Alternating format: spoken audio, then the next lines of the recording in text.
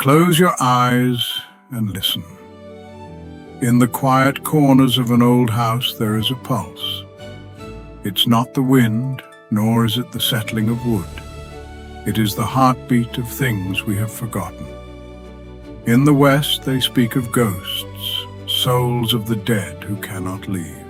In Japan they speak of tsukumogami, objects that gain a soul after a century.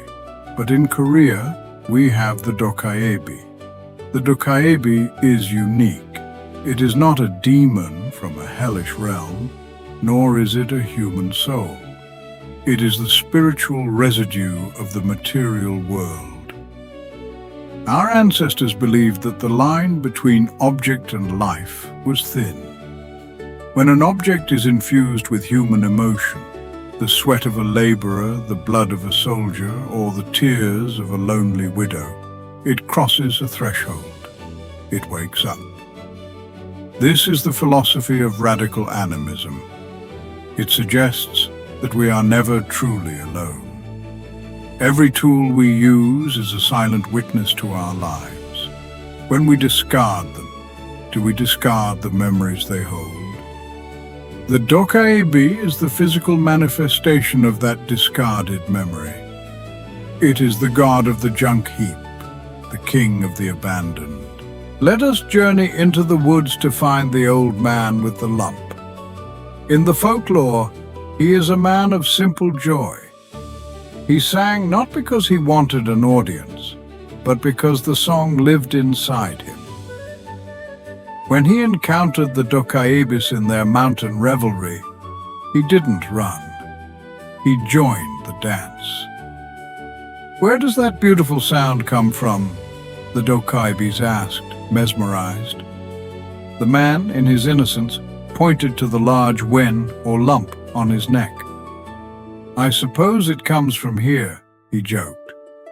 The Dokkaebis, who possess godlike power but childlike logic, believed him.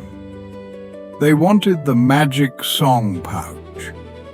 They offered him their golden club, bangmangi, a tool that could summon gold from thin air, in exchange for his lump.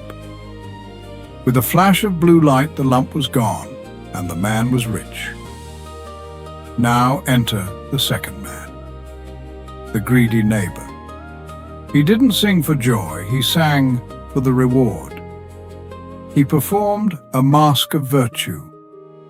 When he met the Dokkaebis, he pointed to his own lump, expecting a payday. But the Dokkaebis are the mirrors of the soul. They didn't hear a song, they heard a lie. They didn't give him gold, they gave him the first man's lump. In our modern world of social media, we are all performing. We show the world a lump of virtue, hoping for a golden club in return. But the Dokkaebi warns us. The universe knows the difference between a song and a sales pitch. Authenticity is the only currency the spirits accept.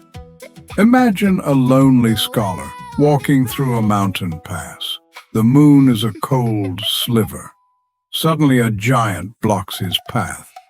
It's a Dokkaebi. It doesn't want his gold. It doesn't want his life. It wants to wrestle. This is Ssireum, traditional Korean wrestling. The Dokkaebi is a creature of immense strength, a force of nature. Yet it chooses the most intimate physical way to interact with a human. Why? The Dokkaebi is a creature of the in-between. It is too spiritual for the earth and too earthy for the heavens. It is profoundly lonely. Wrestling is the only way it can feel the reality of existence. It is a skin-to-skin dialogue. The scholar realizes he cannot win with muscles. He remembers the old lore. A Dokkaebi's right side is iron, but its left side is straw. He focuses all his energy on the left leg, trips the giant, and the spirit dissipates into a puff of blue smoke. We all wrestle with our own Dokkaebis, Our anxieties, our past mistakes, our forgotten dreams. They seem invincible until we find their left leg, their hidden flaw. But perhaps the Dokkaebi doesn't mind losing. Perhaps it just wanted to be felt for a moment. In a world of digital ghosts and distant connections, are we missing the wrestle of life? Let's talk about the Bangbangi, the Golden Club. With a simple strike and the command "Gold, come forth," wealth appears. In many ways, the Dokkaebi is the original genie, but with a catch. The wealth summoned by a Dokkaebi is often transient. In some tales, the gold turned back into pebbles the next morning. In others, the gold was actually stolen from a wealthy man 3 villages away. The Dokkaebi doesn't create wealth out of nothing. It rearranges the world. This is a profound commentary on greed and balance. The Dokkaebi's gold is easy money. It lacks the human sweat that gives an object its soul. When we take without giving, when we seek the club without the work, the balance of the universe shifts.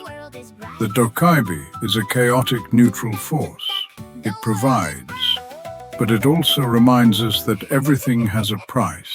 We live in 2026. We no longer use straw brooms or iron hammers. Our world is built on silicon, glass, and lithium. But the old laws of the Dokkaebi still apply. Look at our landfills. Millions of smartphones, laptops, and batteries.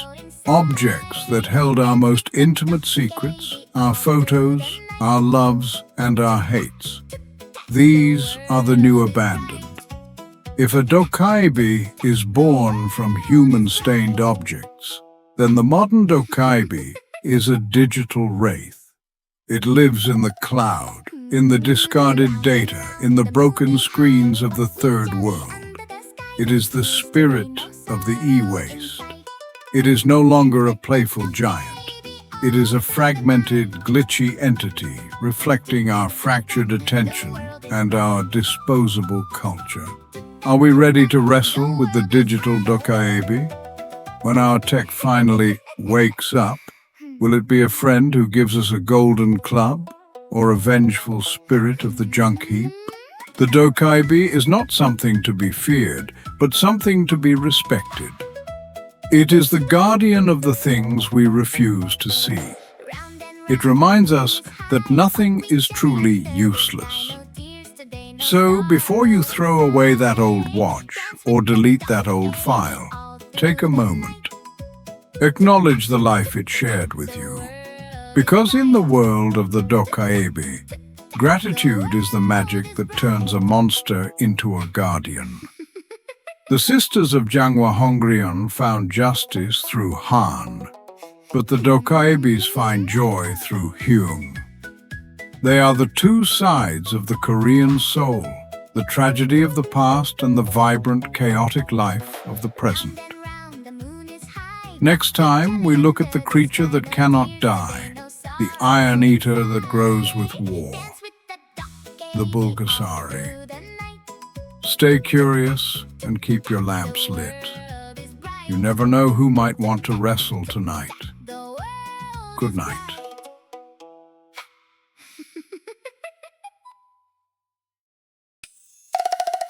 Round and around, the moon is high. Buckwheat jelly under the sky. No tears today, no sorrow in sight.